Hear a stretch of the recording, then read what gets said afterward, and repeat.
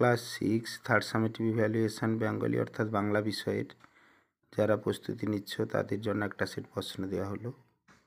ভালো করে করবে, পরীক্ষাতে অনেক প্রশ্নই কমন পাবে।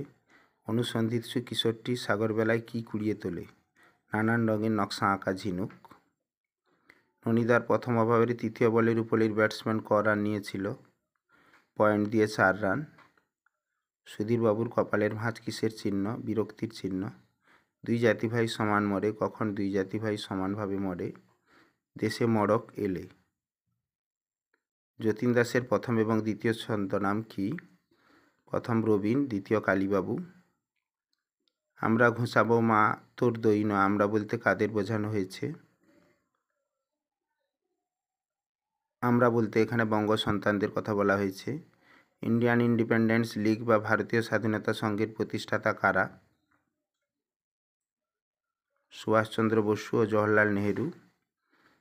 বন্ধনের সঠিক উত্তরটি বেছে নিয়ে লেখো। বঙ্গ আমার জননী আমার কবিতায় মায়ের কেস কেমন? রুক্ষ। লাহোর থেকে যতীনের মরদেহ হাওড়া পৌঁছতে সময় লেগেছিল 3 দিন। হাবুর বিপদ গল্পে সুধীরবাবু ফাঁকিবাজ বলেছেন কাকে? নিতাইকে।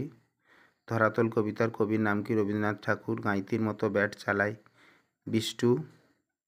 কিশোর বিজ্ঞানী কবিতায় কোন বিজ্ঞানীর নাম আছে? নিউটন। 3 দাগের প্রশ্ন, 4 দাগ, 5 দাগ ভালো করে করবে। এছাড়াও 6, 7, 8, 9 রচনা। আশা করি পরীক্ষাতে একটা প্রশ্ন তোমরা কমন পাবে।